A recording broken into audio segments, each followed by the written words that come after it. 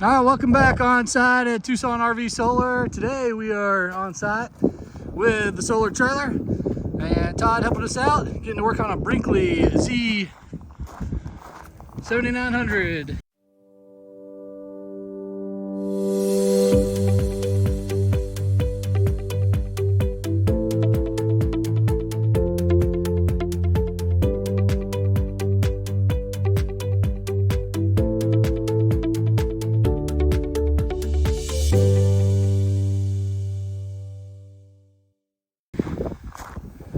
Am I saying it right?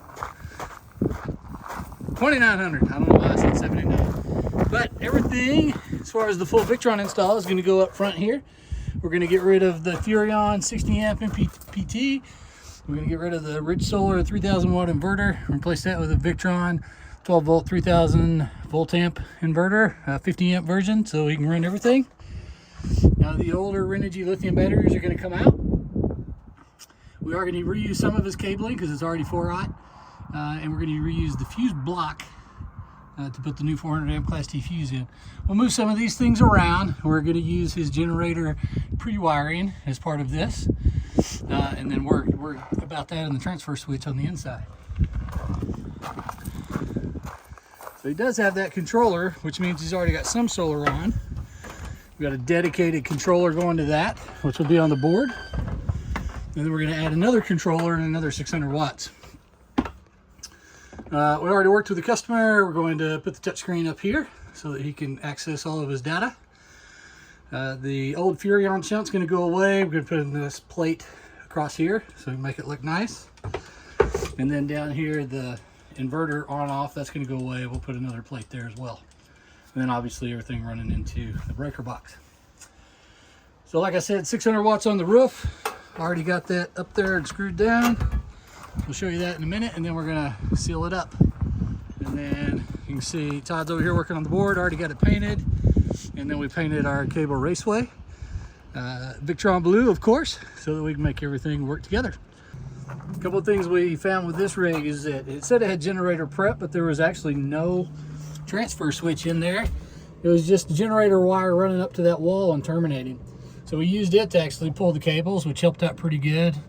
And the awesome thing with these Brinkleys is they have an access panel. You can see that opening up down there that allowed us to pull the wires. Another thing we found out was running the touchscreen. We knew we could pull our new 50 amp cable up here, coming out of the inverter.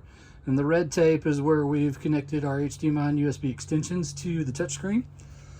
As discussed before, we deleted the old inverter control. Here we deleted the old Victron shunt, made that nice plate and tied it in, and then we're able to mount the touchscreen right up here. Obviously it's not on yet because we haven't had power. But what we did learn is behind here is only maybe 3/4 of an inch gap to be able to get things in. The hole that goes into the wall is back in there right behind this deal. But what we learned was this whole panel, there are screws going in left and right, and the whole panel actually will slide out so that you can put things into that hole and be able to pull them down. So a little bit of learning opportunity today, but it made it to where we're able to put the touchscreen where the customer wanted, clean up and not leave any holes in here at the end of the installation. So we're thinking he's going to be pretty happy. Welcome to not so sunny Tucson. Had awesome rain this morning, and we had these clouds all day. Sun peeked out for about 20 minutes and just enough to get us hot, and then went away. But we've continued. So thankfully we did the solar yesterday, and now we can see we have the board in. Not complete, but the board's in, the inverter's mounted. We've got our batteries pre-mounted for 900 amp hours of these Epoch lithium batteries. I just need to finish up some other stuff in here. We need to finish tying in the 12 volt wiring to the fifth wheel there. That's going to come into the top of the Lynx distributor. Our chassis ground is going to come out of the top, tie into the chassis right above it. And then our two 50 amp cables are going to be going right through the chase and then into here, so we're not going to see them. Be nice. And then we'll put our DC breakers for our solar right up there, and then that'll finish up the board, and then we'll start doing our power swap, and that's going to happen in the morning.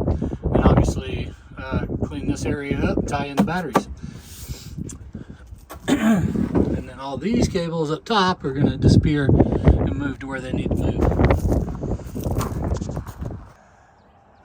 Welcome back to Tucson on day 3, and luckily today the sun's back out, but you can see how awesome it is up on top of Mount Lemmon. Had some little bit of snow at the very top. It'll melt off today as soon as the sun gets a hold of it, but up on top of the roof right now. I'm going to finish running the solar cables now that the rain has stopped. So remember, we got our 600 watts that we added. There's one 200 watt panel. We got our other 2 here. Going to be putting those in series. And on top of these Brinkleys, they actually have already ran an access. We just pulled off the lid of the black one, and you can see how the cover's folded up in there. We're going to open that up, drop the cables down. Well, drop the line and then pull the cables up and keep it going. And here we are in the belly of the RV. So we dropped our line down and looking for the other end of it. This is dead center. This little orange cap was on it. And as you reach inside the PVC pipe, that's my pull stick. So you can see, super easy way to drop your lines if you ended up doing this yourself and not have to make another hole. Here we are with the completed install. You can see one of his old batteries over to the side, so disregard that, but we got our 900 amp hours of Epoch batteries in there, going through our shut-off and Class T fuse into the Lynx distributor. We're able to offset the shunt down just a little bit to make a nice little cleaner install. Everything being managed by the Cerbo GX, pushing that data up front to the touchscreen and to VRM overseas. And you see his 2 solar controllers, the 15085 for now 600 watts, but expandable obviously up top, and then the 100/50 for his 2 350 watt panels up top. 2 breakers are off right now, but we already got over 900 watts as soon as we turned it on, so we know it's working like a champ. And we actually just tested the charger version, or charger portion of the inverter. We limited it to 10 amps. We got this long cord plugged in over there. And just put an adapter on for the 50 amp, so we're only using one leg, but that goes into leg 1. So we verified we got good continuity from leg 1 all the way through the inverter, which runs the charger, which is charging up those batteries, and then the power being shunted where it needs to be from the inverter itself. And then you can see on our display how everything is going right where it needs to go. So with that, another nice install with the backdrop of Tucson mountains here for you. So everybody needs to come here and get their install and have a view like that.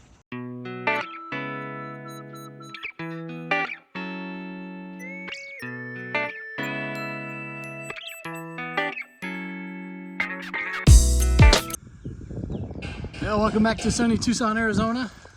Sunny now, but it was raining this morning, so totally changed our work schedule, which is weird. But hey, second week in a row we get to do another Brinkley. And we are on site at the customer's house. Got our trailer out here. Beautiful view of the outskirts of Tucson. This is up in the northeast sector if you want to come and visit. But rolling in on this Brinkley, you can see we have already ran the new cables. So that'll be the new shore power cable. And we already built the board. Slightly different than last week's because we have a little bit more room, believe it or not, because this is a 24 volt system. So rather than having 300 amp hour batteries right here, we're actually going to be putting them in series to create a 24 volt system. So a little bit more room behind there. So we reoriented some things and you can see how our board is shaping up. So the 24 volt system's there, which means we got to convert from 24 to 12. We got our Orion 24 to 12 DC to DC converter charger there, and then getting ready to start wiring up the 12 volt system. One thing is if you know they might be pulling more than 70 amps, then we're going to need to have another battery to run the jacks and slides, especially if they're going to do that simultaneously. So for that, we've got a Rich Solar 100 amp hour battery, and that'll take care of that. And then in the middle, slightly different configuration, but again, we had the same generator prep wire that was coming up through there. We use that to pull the other two. I already showed you where we're running the shore power out of the right side, but straight back through there, you can already see got our HDMI and USB extensions for the touchscreen, which will be going inside the rig later on. So we got the completed Brinkley number 2 up here. So you can see where we added our 800 watts of solar. This is a 24 volt system, so he can easily expand and add another 800 watts if he decides he wants to. Missed a lot of the install yesterday because of all the wind, but we were able to integrate these and this on its own controller, which you'll see in just a minute, and still have that awesome G right above us. And here we are with the completed install on this week's Brinkley. Only difference here is we had a little bit more space because of a different orientation of the batteries. So 24 volt system, you can see where we put these two Epoch 300s into series. Got the 12 volt system with some redundancy to help with running the jacks. And then in case anything went wrong with this system, they could still get their 12 volt loads in as needed. Got the Orion 24 to 12 DC to DC charger up there. And you can see the 2 solar controllers. All of it running through the Lynx distributor as normal and then powered by that Cerbo GX and pushing it all to VRM. So 2 weeks, 2 Brinkleys, 2 awesome installs. This thing is definitely made for dry camping. And with that, we'll see you next time.